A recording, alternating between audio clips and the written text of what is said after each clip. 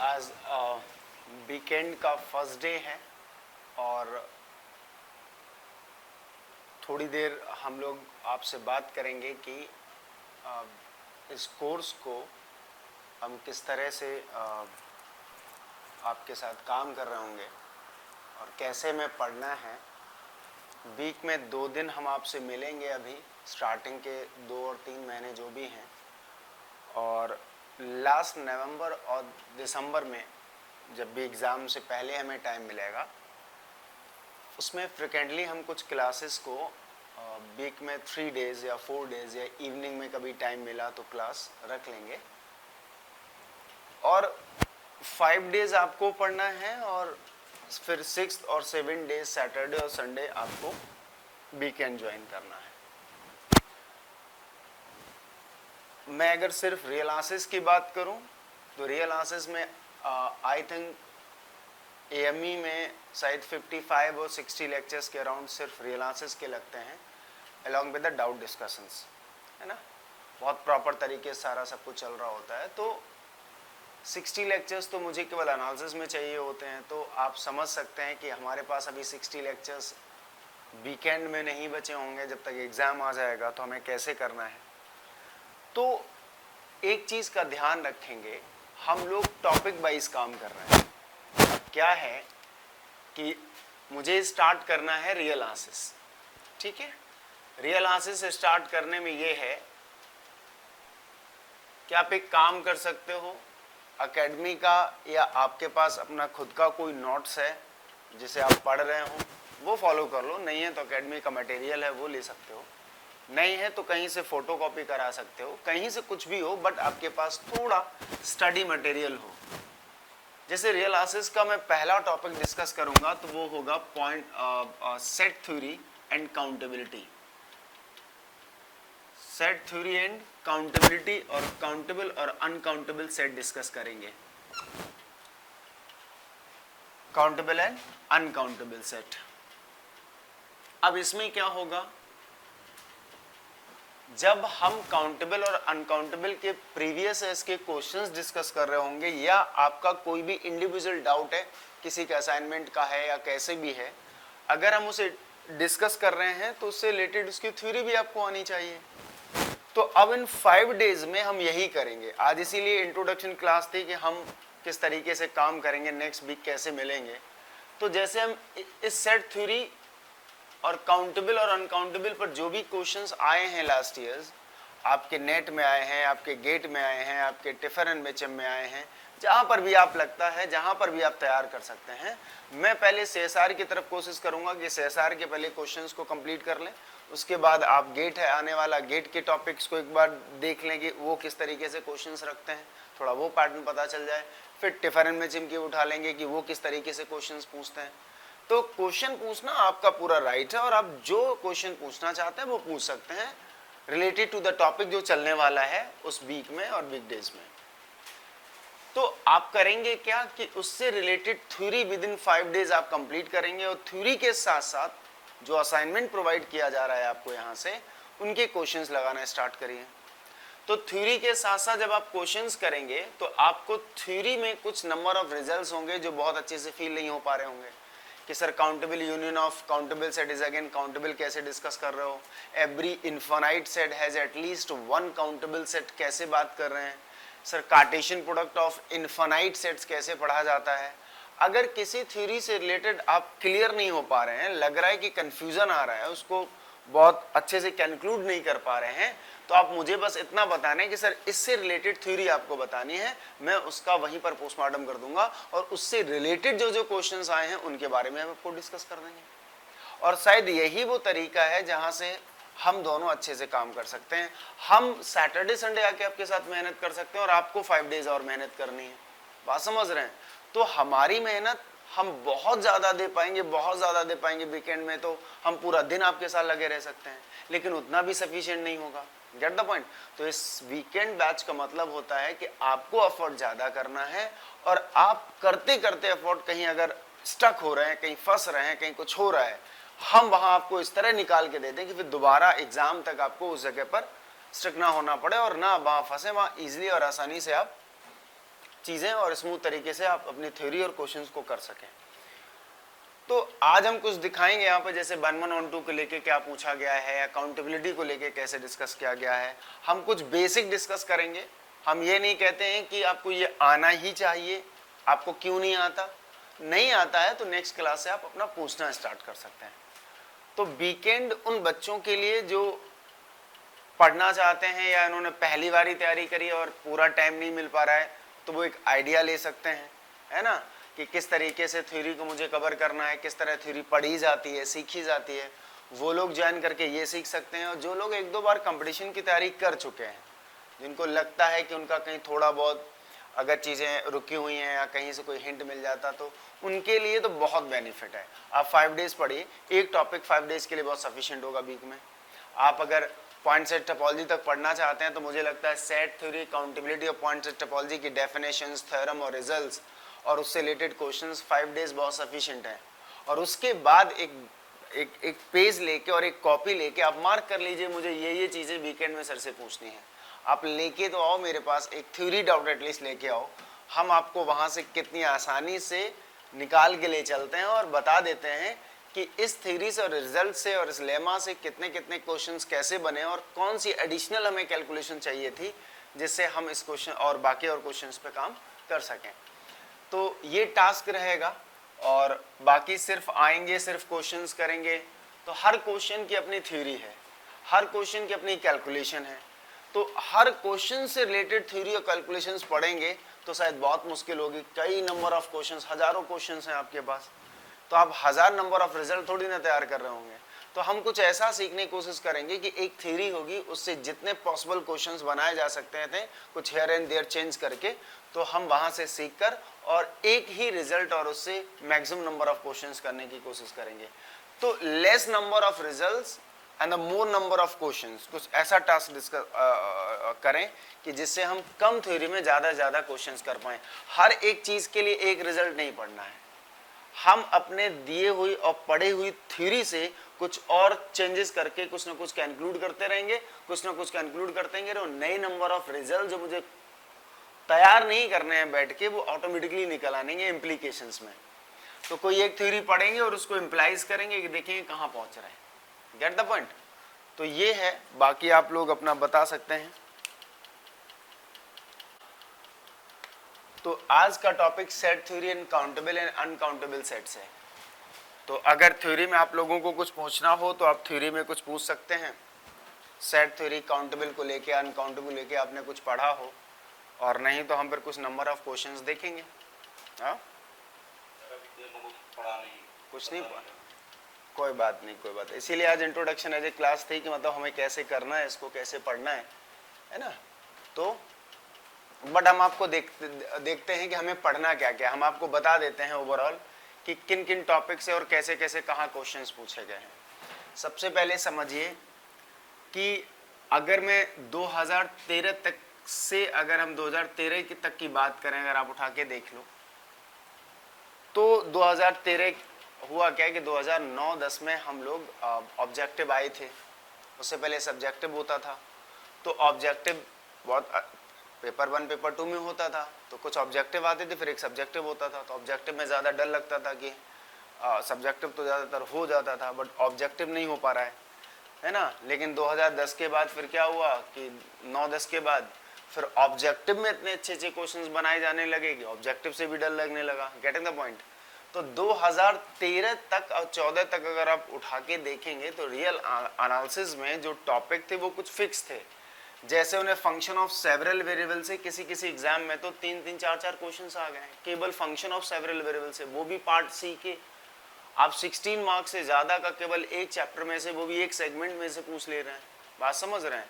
तो uniformly distribution नहीं था कि पढ़ने के लिए तो सेट थ्योरी भी पढ़ा जाता है, काउंटेबिलिटी भी पढ़ा जा रहा है, पॉइंट सेट टोपोलॉजी भी पढ़ा जा रहा है, sequence of real number, series of real number, real valued functions inside the limit, quantity and differentiability and the many number of theorems, mean value theorems और समथिंग। उसके बाद आप सीक्वेंस सीरीज ऑफ फंक्शन पढ़ रहे हैं, Riemann पढ़ रहे हैं, बाउंडेड वेरिएशन पढ़ रहे हैं, इम्प्रॉपर इंटीग्रल पढ़ रहे हैं, फिर आप सेवरल वेरिएबल पढ़ रहे हैं। तो ये तो टॉपिक थे, लेकिन वो यूनिफॉर्मली डिस्ट्रीब्यूशन नहीं था क्वेश्चंस का और मार्किंग का। बट आप देखो कि 2000 सेट थ्योरी से बहुत कम नंबर ऑफ क्वेश्चंस लाइक 1-1 के ऊपर या ऑन-टू के ऊपर या कंपोजिशन के 1-1 ऑन-टू को लेकर, है ना, या काउंटिंग ऑफ फंक्शंस को लेकर क्वेश्चंस नहीं पूछे गए 4-5 साल, स्टार्टिंग के 2-3-4 साल उठा के देख लो। तो उन्होंने 2013 के दिसंबर में सबसे पहले काउंटिंग ऑफ फंक्शन पे क्वेश्चन पूछ लिया। तो सबसे इंपॉर्टेंट सेट थ्योरी में है सबसे पहला कि आपको कार्टेशियन प्रोडक्ट के बारे में पता होना चाहिए।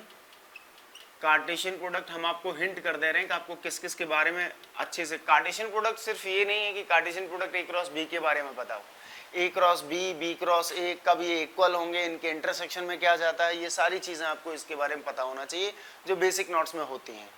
उसके बाद हम जाते हैं तो कार्टेशियन प्रोडक्ट के बाद हम पावर सेट और सीखते हैं। Power set exam point of view से ही केवल बता दे रहे हैं, बाकी नॉलेज पॉइंट ऑफ व्यू से तो बीच में कई सारी चीजें हैं। Even we can talk about the even intersection of two sets, हम दो सेट्स के इंटरसेक्शन पर भी बहुत अच्छी बातें कर सकते हैं। और कई बार होता है कि अब जैसे क्या है ना, capital A is equal to 1 2 3, capital B is equal to ABC। अब बताइए विजेंद्र क्या होता है, इनका इंटरसेक्शन क्या आएगा बाबू? तो यही मैं वही कह रहा हूं कि नॉलेज पॉइंट ऑफ व्यू से मुझे कई सारी दूसरी चीजें डिस्कस करनी पड़ेंगी। जब तक आप, अच्छा इंटरसेक्शन, टू सेट्स के इंटरसेक्शन का डेफिनेशन जब पढ़ा था, अब हम और ज्यादा नहीं पूछेंगे, तो शायद हमने ये पढ़ा था कि ए और बी दोनों एक यूनिवर्सल सेट के सबसेट होने चाहिए, then we can discuss the intersection and union. तो हमें इंटरसेक्शन डिस्कस करने से पहले ये भी पता होना चाहिए कि उनका यूनिवर्सल सेट क्या है। तो ना हमने इसका यूनिवर्सल पता करना चाहना है इसका, तो इनका इंटरसेक्शन वैलिड ही नहीं है। बात समझ रहे हैं? वो दिखने में लगता है, वो होगा, दिखने में लगेगा कि यहाँ पर फाई आना चाहिए क्योंकि कॉमन नहीं है, बट कॉमन से पहले कंपैटिबिलिटी ऑफ इंटरसेक्शन भी चेक करना पड़ता है। तो कंपैटिबिलिटी ऑफ इंटरसेक्शन हो गया, कंपैटिबिलिटी ऑफ यूनियन हो गया, compatibility of difference of two sets हो गया। हमने जब डायग्राम बनाया था तो डायग्राम बनाते वक्त हमने यहाँ यूनिवर्सल सेट यू के बारे में लिखा था, तब हमने जाके ऐसे कहा था कि ये हिस्सा होता है तो वो कहलाता है आपका इंटरसेक्शन का, ये दोनों हिस्से मिलके कहलाएंगे यूनियन का, ये वाला हिस्सा ए माइनस बी, ये बी माइनस ए। तो हमें नॉलेज पॉइंट ऑफ व्यू की अगर बात करें कि हमें अब फाइनल आकर किन किन चीज़ों को ध्यान रखना है, हम समटाइम्स इवन ऑड पढ़े होते हैं, लेकिन हम इवन ऑड में भी कोई अगर इंटरव्यूअर अच्छे से बैठ के पूछ लेना कि इवन ऑड कैसे आप चेक करते हैं, तो शायद इवन ऑड में भी दिक्कत आ जाएगी। जस्ट आई एम टेलिंग कि जो चीज़ें हम बहुत लाइटली लेकर चले आए थे, उनके एटीट्यूड को समझना पड़ेगा कि हमें अगर इंटरसेक्शन की डेफिनेशन बोलनी है तो उसका अपना एटीट्यूड है, उसके हिसाब से बोलिए। Let A and B are two subsets of a universal set U, तो हमें हर डेफिनेशन का अपना एटीट्यूड है, उसे मतलब लेजी होके नहीं बोलना है। तो ये एग्जाम पॉइंट ऑफ व्यू से नहीं है, हम जानते हैं, क्योंकि एग्जाम में भी वो ऐसे इंटरसेक्शन नहीं कराएंगे, बट बाई चांस कोई और पूछ रहा है या ट्रू फॉल्स में कहीं डाल दिया, तो नॉलेज पॉइंट ऑफ व्यू से I am not telling you कि इंटरसेक्शन तैयार, वो sorry exam point of view से नहीं बोल रहा हूँ कि आप इंटरसेक्शन यूनियन काम चल जाएगा तुम्हारा। तो जब यही थ्योरी क्लास, जब रेगुलर बैच चल रहा होता है, तो इन्हीं सारी चीज़ों पर और बात होती हुई चलती है। कार्टेशियन प्रोडक्ट को किस तरह रिलेशन फॉर्म में रखा गया, डायरेक्शन के फॉर्म में से कैसे लिखा जाता है, तो ये सारी चीज़ें आप अपने नोट से देख के पढ़ सकते हैं। अगर इनमें कहीं कोई डाउट आता है, आपको लगता है कि इसके बारे में, जैसे यहाँ आप बोल रहे हैं, यहाँ कुछ बोलना चाहते हैं, यहाँ कहीं कोई सावधानी है क्या बोलने के लिए, तो वो हमें बता दीजिए, हम यहाँ से तैयार कर लेते हैं। Gate the point? तो वो हम साथ साथ बताएंगे, बट एटलीस्ट मोटा मोटी हमें इन चीज़ों के बारे में ज़रूर पता होना चाहिए।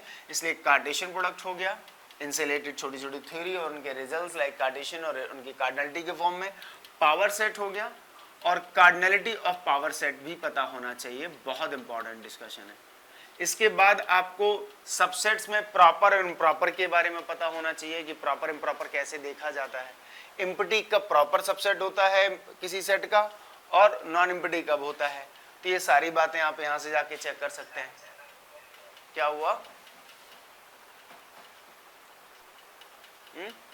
तो बात समझ रहे हैं? उसके बाद थर्ड आपको आना चाहिए था कि जब कार्टेशियन है ना, और knowledge of point of view से रसल्स पैराडॉक्स भी आना चाहिए।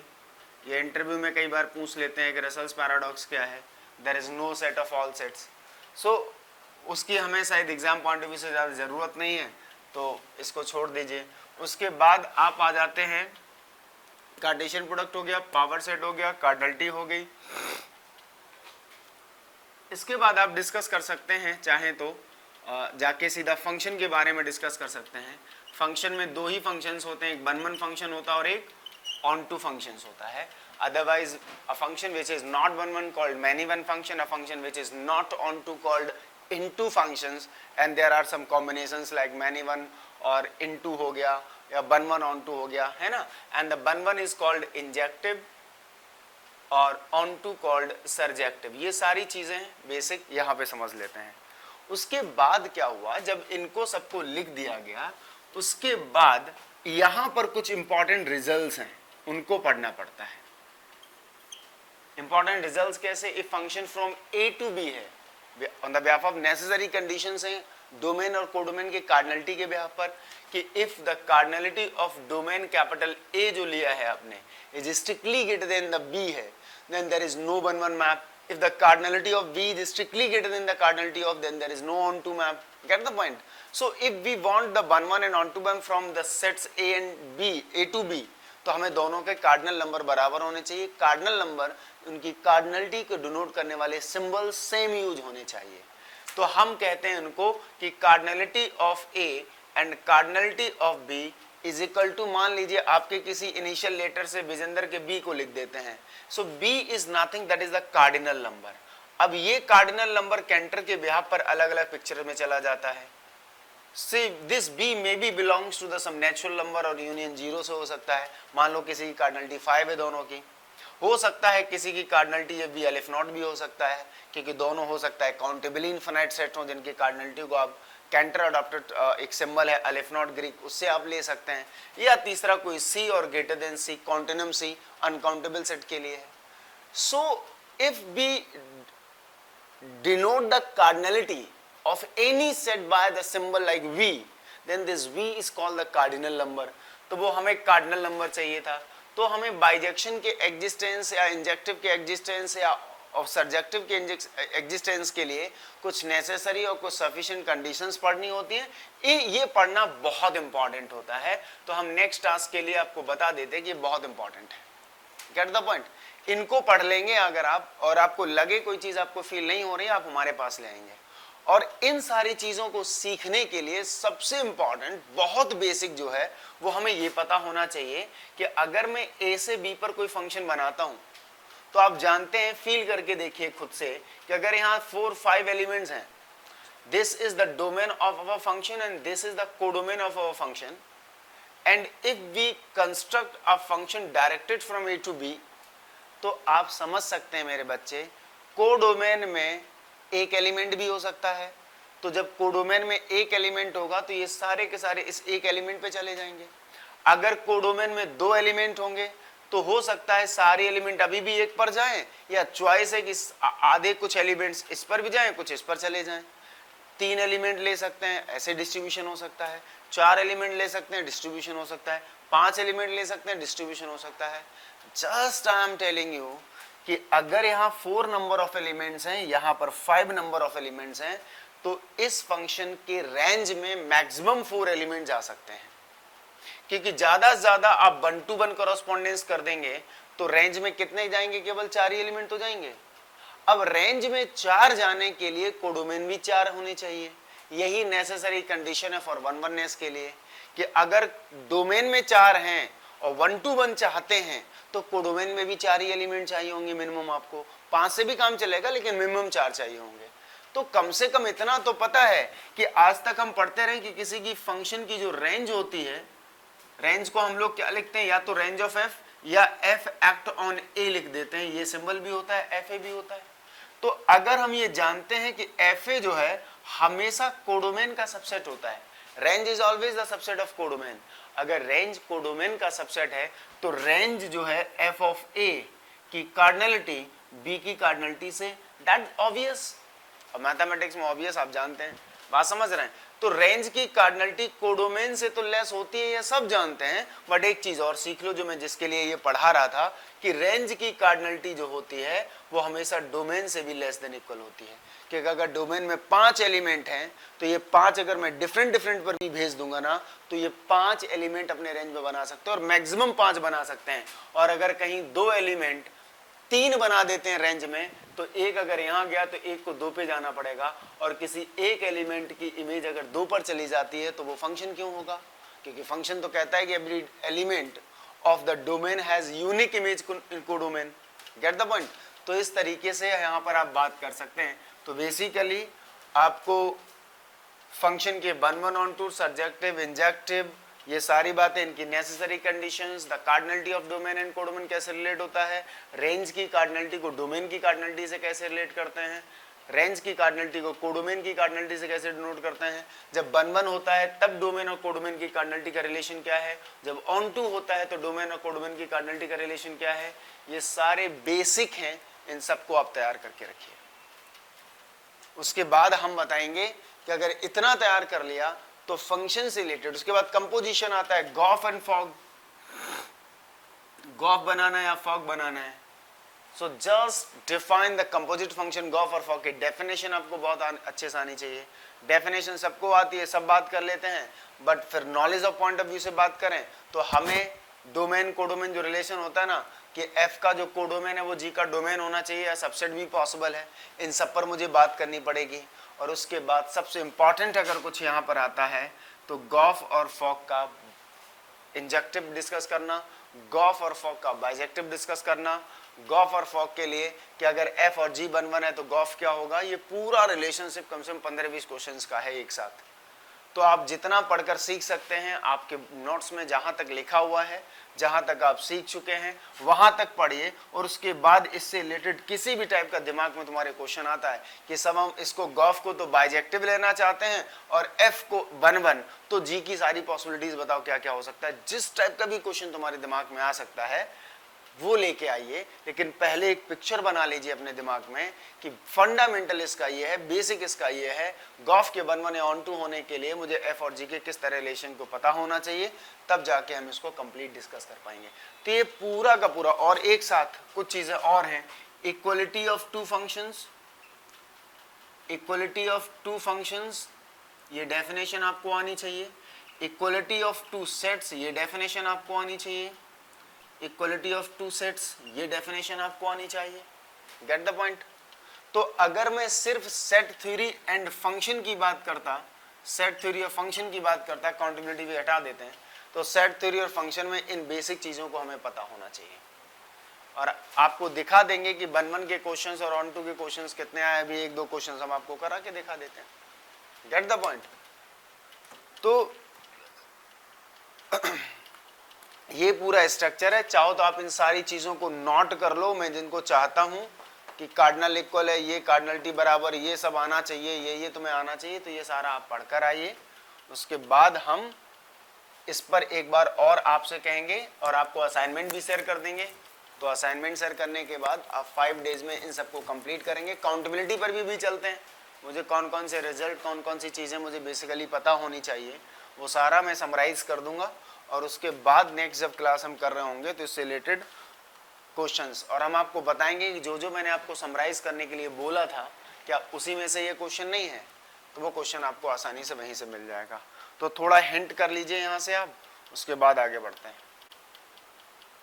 उसके बाद जब ये फंक्शन आ जाता है तो 2 डेफिनेशंस और आपको तैयार करनी पड़ती हैं, डायरेक्ट इमेज और दूसरा होता है इनवर्स इमेज। बहुत अच्छे से रिस्ट्रिक्टेड फंक्शन को डिफाइन करने के लिए मुझे आगे चल के शायद डायरेक्ट इमेज की जरूरत पड़ेगी, और प्री इमेजेस के कलेक्शन को या कोडोमेन के किसी सेट में आने वाली एलिमेंट्स की प्री इमेजेस के कलेक्शन को और उस बिहेवियर को पढ़ना है तो इनवर्स इमेज पढ़ेंगे।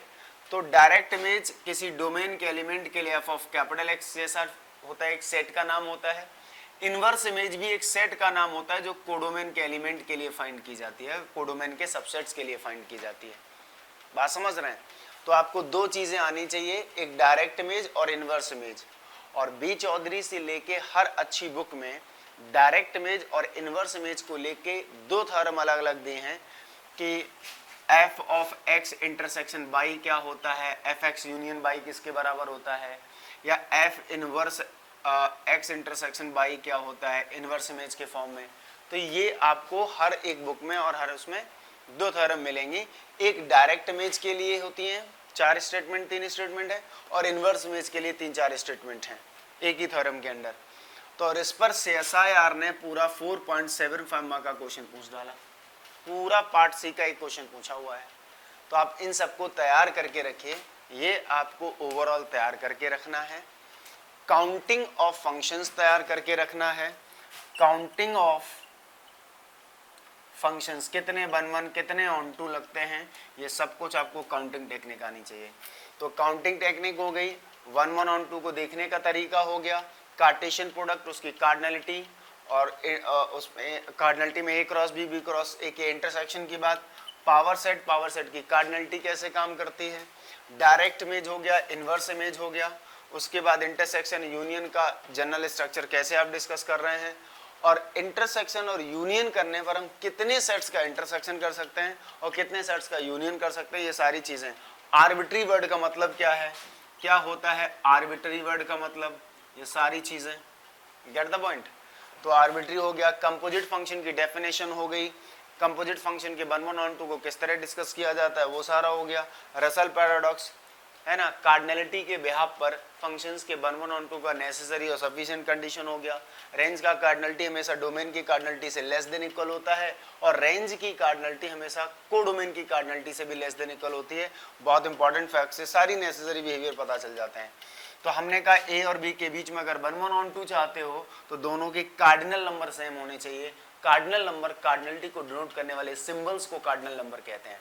तो जिससे हमें सिमिलरिटी ऑफ टू सेट्स के बीच में पता चल जाता है। कौन सा definition, similarity of two sets के बारे में पता चल जाता है कि any two sets A and B are said to be similar if there exist a bijection between them.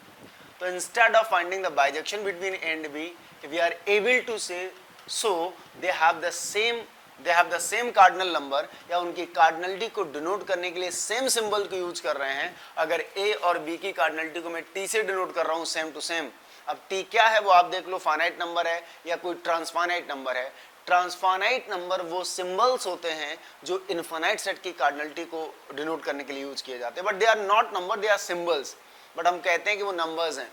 तो जैसे यहाँ पर cardinality set of natural number की कार्डिनलिटी क्या होती है, सेट ऑफ नेचुरल नंबर की कार्डिनलिटी अलिफ नॉट होती है।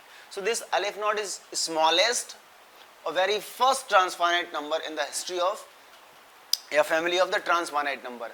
तो ट्रांसफाइनाइट नंबर्स की दुनिया में अलिफ नॉट सबसे छोटा होता है और n को सबसे स्मॉलेस्ट इनफाइनाइट सेट कंसीडर कर दिया according to the Cantor hypothesis और कैंटर की कॉन्टिन्यूम हाइपोथेसिस के अकॉर्डिंग। वो हम थोड़ा हिस्सा काउंटेबल और अनकाउंटेबल सेट्स में मान लेंगे, वहां कंसीडर कर लेंगे, लेकिन बात समझ रहे हैं। तो मुझे ये सारी चीजें आनी चाहिए कि 1 1 ऑन टू कब होता है, क्यों, क्योंकि जैसे ही 1 1 ऑन टू की ये दुनिया खत्म होती है, जैसे ही हम इसे रोक लेते हैं कि चलो इतना सफिशिएंट है, खत्म तो कुछ नहीं होता आप भी जानते हैं, बट इतना सफिशिएंट है सीख लेने से, अब थोड़ा इसके रिलेटेड कुछ और सीखते हैं। तो अभी तक आप देख रहे हैं, आप रिलेशंस के बारे में जान रहे थे। अगर आप गौर से समझें नॉलेज पॉइंट ऑफ व्यू से, तो अभी तक आपने क्या किया, आपने एक सेट बनाया था, है ना। सेट के डेफिनेशन पे भी अच्छा खासा युद्ध होता है कि सेट के डेफिनेशन होती भी है या हम अडॉप्ट किए हैं या क्या होता है। कई सारे लोग अपने अपनी तरीके की बातें करते हैं।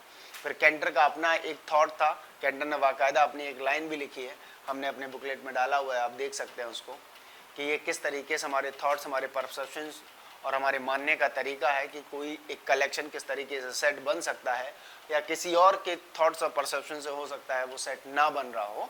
तो सेट का डेफिनेशन एक ऐसा डेफिनेशन है कि शायद अगर आपको याद हो तो 12th में हम लोग लिमिट की डेफिनेशन पढ़ते थे, मोस्ट ऑफ बच्चों को याद होगा, लिमिट ऑफ फंक्शन का डेफिनेशन पढ़ते थे। तो अरसलन आप बताइए कि अगर आप वहाँ पर लिमिट की डेफिनेशन पढ़ते थे तो क्या वहाँ पर बोलते थे कि स्मॉल f जिस डोमेन पर डिफाइन है और जिस पॉइंट a पर मैं फंक्शन की लिमिट निकालने जा रहा हूँ, क्या वो पॉइंट सेट का लिमिट पॉइंट होना चाहिए था? 12th में तो ऐसा नहीं लिखा, लिमिट पॉइंट वहाँ पढ़ाया ही नहीं गया। लेकिन जब हम ग्रेजुएशन और मास्टर्स में आ जाते हैं तब मुझे ये बताया जाता था कि क्या हो रहा है कि a is a limit point of s। वो बताने का वहाँ तरीका अलग था कि अराउंड और सराउंड करके बोल देते थे कि a के अराउंड में पॉइंट्स होने चाहिए, ऐसा होना चाहिए। तो आप समझ रहे हैं कि कुछ डेफिनेशंस ऐसी हैं जो छोटे स्तर पे सिखाई गई थी, लेकिन उनमें कुछ मॉडिफिकेशन किए गए। हम एक्चुअल में इस तरह बात करना चाह रहे थे। मैट्रिक्स पढ़ाई गई आपको, तो क्या 12th में पढ़ाया गया कि मैट्रिक्स के एंट्रीज फील्ड से होती हैं, लेकिन जब मैट्रिक्स के एक्चुअल कंस्ट्रक्शन पे बात हुई, उसके बनने के तरीके पर बात हुई, तो बाद में पता चला कि मैट्रिक्स एंटीज तो फील्ड से आती है, लेकिन 12th में थोड़ी ना बताया गया था कि मैट्रिक्स एंटीज फील्ड से आती है। तो वही सारी चीजें हैं। तो सेट का डेफिनेशन आप देखो, सेट का डेफिनेशन 8th क्लास में पढ़ना, किसी बुक में उठा के देखना, 10th की बुक में उठा के देखना, 12th की बुक में उठा के देखना, आप ग्रेजुएशन रिसर्च किसी भी बुक में उठा के देख लीजिएगा, सेट का डेफिनेशन वही रहता है। बोलो हाँ या ना? Yes, sir. कभी नहीं बदला है, कोई छेड़ता नहीं है उसको। तो ऐसा नहीं लगता हमको कि ऐसा हुआ हो कि मैथमेटिक्स कम्युनिटी पूरी एक साथ बैठ गई हो और कहा हो कि चलो आज से हम सेट का डेफिनेशन, हर कोई अपने अपने तरीके से बोलने की कोशिश कर रहा है। पहले बेचारा मैथ्स का ही डेफिनेशन नहीं था, मैथ्स का कहते हैं ना कि मैथ्स का अपना खुद का डेफिनेशन है, अपनी फील, अपना एक्सप्रेशन जो देना चाहते हो उसको लेके वो आप दे सकते हो। वैसे ही सेट थ्योरी का भी है। मॉडर्न सेट थ्योरी के फादर जॉर्ज कैंटर साहब रहे थे 18th सेंचुरी के आसपास, उन्होंने और 17th सेंचुरी और 18th सेंचुरी के आसपास उन्होंने बहुत अच्छा काम किया था। मॉडर्न सेट थ्योरी के फादर कहे जाते हैं। उन्होंने सेट थ्योरी के लेके वो बातें कही और बाद में उन्होंने कहा कि ऐसा नहीं कि हम कोई एक डेफिनेशन मान लें और सब लोग उस पर एग्री कर जाएं, या किसी सेट को लिखें और सब लोग एग्री कर जाएं। ये अपने अपने परसेप्शंस हैं, अपने अपने थॉट्स हैं कि हम किसको कैसे कंसीडर करते हैं। तो इवन सेट के डेफिनेशन को भी हम बहुत अच्छे से नहीं समझ पा रहे हैं, बात ठीक है। तो ये डेफिनेशन ऐसी थी कि आज के बाद सब लोग ऐसे मानेंगे। अब अगर आपने आज तक जो सेट्स पढ़े हैं, नॉलेज बात करते हैं ना कि वीकेंड में इतना नहीं जाएंगे हम, पर रेगुलर बैच में इतना जाते हैं कि बच्चों से बात करना पड़ता है, क्योंकि बच्चे फिर इंटरव्यू में फेस करेंगे, फिर इंटरव्यू के लिए अलग से तैयारी करेंगे। बात समझ रहे हैं? तो आप खुद से समझें और सोचें कि मतलब चलो छोड़ो, वहां से वापस आते हैं। तो बात समझ रहे हैं? तो सेट थ्योरी का डेफिनेशन हो गया, या इन सब चीज़ों को डिस्कस करते करते तो ये पूरा डिस्कशन है। तो हमने इंटरसेक्शन पढ़ा, सेट थ्योरी पढ़ी, एक सेट पढ़ लिया, दूसरा सेट पढ़ लिया, अब दोनों के बीच में कुछ रिलेशन बनाना था तो इंटरसेक्शन नाम का रिलेशन एस्टेब्लिश कर लिया, दोनों के बीच में यूनियन ले लिया, दोनों के बीच में a माइनस बी ले लिया। बात समझ रहे हैं? तो यहाँ पर a यूनियन b करने से, a इंटरसेक्शन करने से, a समथिंग करने से, या तो a जैसा एलिमेंट दिख रहा है कॉमन में, या b एलिमेंट जैसा दिख रहा है। लेकिन Cartesian product is one of the very first relation between the a and b, जहां पर उसके रिलेशन में जो रिजल्टेंट एलिमेंट मिले, जो एलिमेंट फाइनल मिले हैं मुझे, वो ना a की तरह दिख रहे थे ना b की तरह, क्योंकि आपको भी पता है यहाँ पर आने वाला element for two non empty sets a and b, if you are defining a cross b, it must be of the form a, b, pair form में मिलते हैं। हाँ या ना बाबू? तो जब वो पेयर फॉर्म में मिले तो पेयर फॉर्म के एलिमेंट्स ना तो a के थे ना ही b के थे, उसने कुछ नया बना दिया। और इसी तरीके से हम जब a क्रॉस b में b को भी a मान लेते थे तो a क्रॉस a जैसा आ जाता था, पूरा का पूरा मॉडर्न अलजेब्रा का रिलेशन चला गया, reflexive, symmetric, transitive and something something. और वो पहली माइलस्टोन थ्योरम निकल गई कि वो क्या बनेगी कि fundamental theorem and equivalence relation बना गया। और बाकी इधर फंक्शन का डेफिनेशन भी इसी में आ गया, क्योंकि जब टाइप ऑफ रिलेशंस पढ़ने गए तो one of the type of relation function का हुआ करता था, तो डेफिनेशन फंक्शन की आ गई। तो ये सारे रिलेशन किसके थे? Between the elements of A and elements of B. बात समझ रहे हैं? लेकिन अभी तक दो सेट को कंप्लीटली पिक्चराइज नहीं किया गया था। जैसे हम दो मैट्रिसेस सिमिलरिटी पढ़ते हैं, दो मैट्रिसेस के बीच में इक्विवेलेंट पढ़ते हैं, दो मैट्रिसेस के बीच में कॉन्ग्रुएंसी पढ़ते हैं, ऐसे ही दो सेट्स के बीच में सिमिलरिटी नाम का टर्म आना था। अब वो कार्डिनलिटी के बिहाफ पर बनाया गया या वो किस बिहाफ पर बनाया गया, तो वो बताते हैं। देखो, यहां से जन्म होता है काउंटेबिलिटी का, यहां से जन्म होता है केंटर जैसे मैथमेटिशियंस को महान केंटर बनाने के लिए। बात समझ रहे हैं? महान mathematician, great mathematician, foremost mathematician बनाने के लिए। ये थॉट समझिए आप। और फिर उसके बाद उन्होंने कहा कि दो सेट सिमिलर होंगे या दो सेट्स इक्विपोटेंशियल होंगे, दो सेट्स इक्विन्यूमरल होंगे। बात समझ रहे हैं? इक्विन्यूमरल यानी कि क्या? सेम कार्डिनलिटी के बिहाफ पर। If there exist a bijection between them, अगर उनके बीच में बाइजेक्शन, फंक्शंस के 1/1 के बिहाफ पर दो सेट्स के बीच में सिमिलरिटी नाम के टर्म्स को डिफाइन किया गया। That is the definition of the similarity of two sets. कि if two sets A and B similar होना चाहते हैं, इसका मतलब सीधा सीधा है कि उनके बीच में एक बाइजेक्शन एग्जिस्ट किया जाए।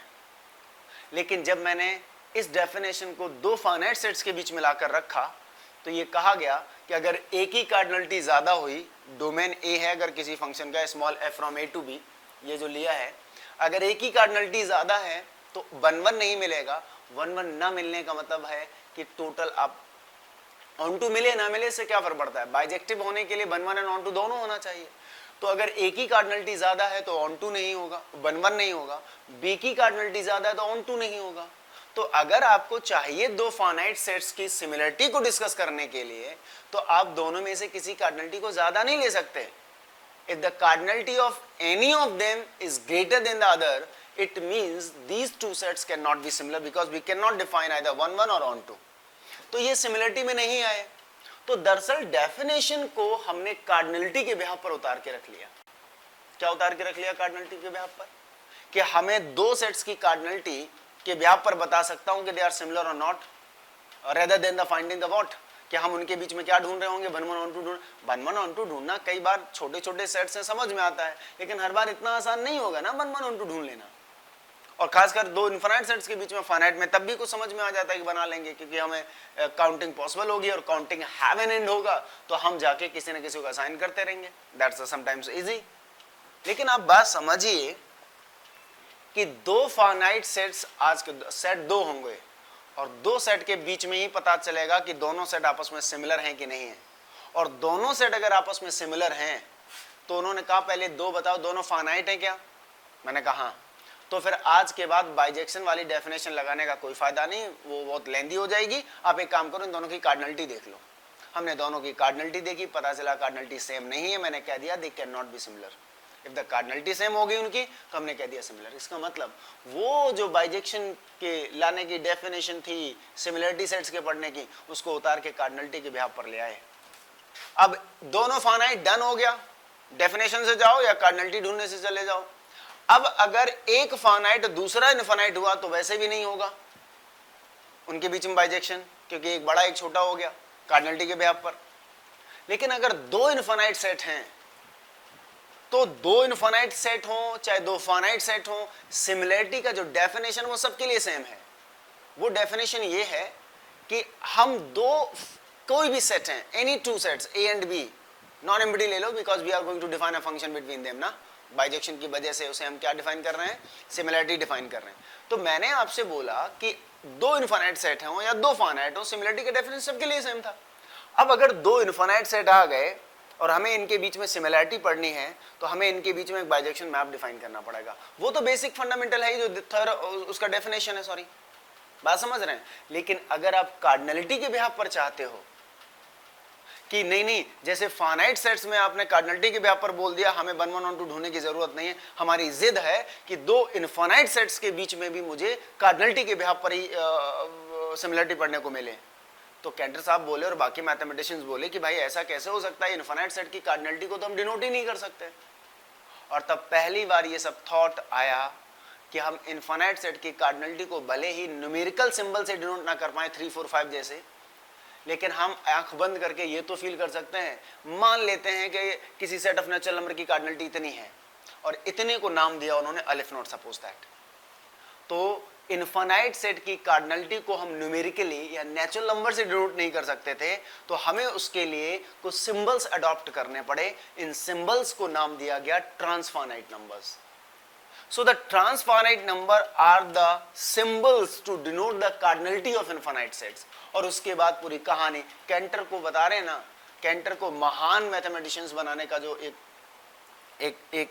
एक जगह थी, वो सब यहीं से स्टार्ट हो रहा था। कैंटर के अपने 3 डिस्कशंस हैं, कैंटर के अपने 3 डिस्कशंस हैं।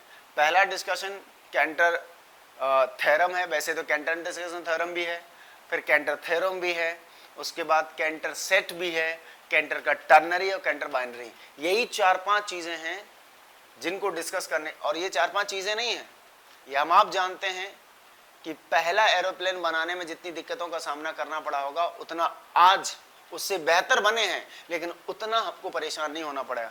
जब हम इनिशिएट करते हैं, जब हम पहली चीज को हिला के रखते हैं, मॉडिफाई तो होती रहती हैं। तो आप समझिए कि ये बताना कि इनफाइनाइट सेट में नेचुरल नंबर सबसे छोटा है। हाइपोथेसिस एक और होता है मैथमेटिक्स में। हाइपोथेसिस वो खूबसूरत चीज है जहां पर देख कर आप मुस्कुरा भी सकते हो और देखकर आप चुप भी हो सकते हो, सवाल भी पैदा हो सकते हैं, है ना। ऐसे चेहरे का एक्सप्रेशन बदल सकता है जब कोई हाइपोथेसिस सामने आती है। हाइपोथेसिस आपको बोलने भी नहीं देती और सवाल खत्म भी नहीं होने देती दिमाग के अंदर से। हाइपोथेसिस एक ऐसा स्टेटमेंट होता है जिसका एविडेंस, कहते हैं ना कि statement with less evidence, gate the point. तो हाइपोथेसिस के फॉर्म में केंटर ने अपना पहला कॉन्टिन्यूम काउंटिंग से रिलेटेड हाइपोथेसिस दिया था, जिसमें ये बोला गया कि नेचुरल नंबर को हम सबसे स्मॉलेस्ट इनफाइनाइट सेट मानकर उसकी कार्डिनलिटी को सबसे छोटे ट्रांसफाइनाइट नंबर अलिफ नॉट से रिप्रेजेंट कर देते हैं। इसलिए कहा गया कि अगर आपके पास कोई भी इनफाइनाइट सेट कैपिटल ए है, इनफाइनाइट, तो उसका मिनिमम सिंबल जो है वो अलिफ नॉट होगा। ये लिखा गया कि if A be any infinite set, then the cardinality of A is either alif naught or greater than the alif naught, and alif naught is the very first or smallest transfinite number in the family of the transfinite and the dunya of the transfinite numbers. Get the point? तो ये सारी चीजें रखने के बाद फिर आता था कि काउंटेबली इनफाइनाइट टाइप का बना कुछ, तो काउंटेबल फाइनाइट और काउंटेबली इनफाइनाइट, और वहां से अनकाउंटेबल का पूरा रास्ता खुल के चला आता है। Gate the point? तो इतना सारा हमें जब डिस्कस करना, और लिटरली बता रहे हैं हम आपको कि अगर आप रेगुलर कोर्स में बैठे हैं और 5-6 दिन तक काउंटेबिलिटी तक के आप लेक्चर्स 3 घंटे का सुन रहे हैं, क्वेश्चन तो छोड़ दो साहब, आप दूसरे के भी असाइनमेंट के भी क्वेश्चन लगा देंगे। तो ये होता है, बट हमारे पास उतना समय नहीं होगा यहाँ पर, गेटिंग द पॉइंट, और इतना ज़्यादा वक्त भी नहीं होगा कि इतना खुल के बोल पाए आपके साथ, जैसे भी कुछ एक कहानी जैसा आपके साथ शेयर कर रहे थे, इंटरेस्टिंग भी है। और as a being mathematics student, मुझे लगता है कि इन सारी चीज़ों को हमें पता होना चाहिए, है ना, क्योंकि अब अपने इंडिविजुअल पूर्वज चाहे जैसे भी हों, आपके अपने पूर्वज होंगे, हमारे अपने पूर्वज होंगे, लेकिन हम एज ए मैथमेटिशियंस देखा जाए तो हमारे सबके जो मैथमेटिक्स के पूर्वज हैं वो सब एक हैं। तो उनके बारे में सबको पता होना चाहिए कि केंटर किस तरीके से सेट थ्योरी में काम कर रहे थे। जब हम आगे आएंगे तो आर्किमिडीज साहब कैसे बात कर रहे थे, बोल्जानो साहब कैसे बात कर रहे थे, बोल्जानो ने या नेस्टेड साहब ने बात की तो क्लोज इंटरवल पे क्यों किए, ओपन इंटरवल पे क्यों नहीं बात कर रहे थे, ओपन इंटरवल पे करते तो आइदर और करके लिख सकते थे कि लेकिन क्यों नहीं लिख रहे हैं, बात समझ रहे हैं। या उन्होंने हिंट दे दिया कि ओपन पे भी ऐसे ही करना चाहिए। आर्किमिडीज साहब वाओ, रात भर आर्किमिडियन तो इतने समझ में आते हैं कि हम रात भर बैठे हो, कम से कम आर्किमिडियन से रिलेटेड 1000 स्टेटमेंट एक साथ लाइन में लगा के लिख सकते हैं। बात समझ, फंक्शन से रिलेटेड, सीक्वेंस रिलेटेड, पता नहीं कहाँ कहाँ जाके बात कर सकते हैं। जैकोबीज साहब को पढ़िए, बात समझ रहे हैं।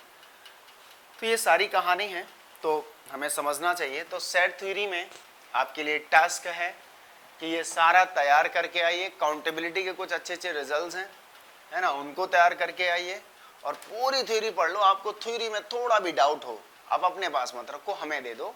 ये हमारी जिम्मेदारी है कि हम कितने स्मूथ तरीके से, विदाउट एनी क्वेश्चनिंग, आप क्वेश्चन भी नहीं, आपका थॉट आएगा कि ये वाला पूछ लें और आगे 5 मिनट में वो खत्म हो जाएगा आपका। बात समझ रहे हैं? तो यहाँ तक, इस लेवल तक हम पढ़ रहे होंगे। अब आपको अगर मेहनत करनी है साथ साथ, तो ये सब करना है। तो लिख लीजिए यहाँ से जो भी है, आपको हिंट टाइप में चाहिए हो, फिर आगे देखते हैं। तो बाकी जो भी है वो हम नेक्स्ट क्लास से स्टार्ट कर रहे हैं। तो बाकी और बच्चे जो भी ज्वाइन करना चाहते हैं, जुड़ना चाहते हैं, अपने सपनों को थोड़ी सी उड़ान देना चाहते हैं, जिनको लगता है कि घर पे बैठ के थोड़ा मुश्किल हो रहा है, तो 5 डेज़ का टास्क मैं आपको देता रहूँगा, 2 दिन का आप मुझे देते रहो। आपको खुद ही 2-4 लेक्चर्स के बाद पता चल जाएगा कि कितना बेनिफिट हो रहा है और कितना हम कर सकते हैं। और उन बच्चों के लिए खासकर जिन्होंने अब खुद को रोक रखा है कि नहीं अब से शायर हो ही नहीं पाएगा, अब तो बड़ी बात हो गई है, बहुत दिन छूटे हो गया है, बात समझते हैं। तो छूटा कुछ नहीं है, हिम्मत हारनी नहीं है, एक बार शुरू तो करो। घर पे कुछ काम है तो उसको थोड़ा आगे पीछे टाइम पर कर लो, पढ़ने के लिए टाइम निकालो, ठीक है। और लास्ट टाइम जब हमने ये वीकेंड का कोर्स चलाया था लाइव ऑनलाइन, तो लिटरली अगर मैं कहूँ तो जितने भी बच्चे 15-20 बच्चों ने ज्वाइन किया था, उसमें मैक्सिमम नंबर ऑफ बच्चों का एग्ज़ाम निकल गया, क्योंकि वो बच्चे थे जिन्होंने थोड़ी तैयारी बची हुई थी, रेगुलर कोर्स से हट गए थे या कुछ टाइम बाद स्टार्ट किया। तो बहुत बच्चों को इसका बेनिफिट हुआ, ऐसा नहीं है। तो होप कि आप सब भी इस बात को समझ रहे होंगे। तो नेक्स्ट क्लास से आप भी साथ में ज्वाइन करिए और आप भी पॉइंटसेट टोपोलॉजी तक की थ्योरी और क्वेश्चन डाउट्स को करके आइएगा और नेक्स्ट बैच में हमसे आके पूछ लीजिए। Thank you so much.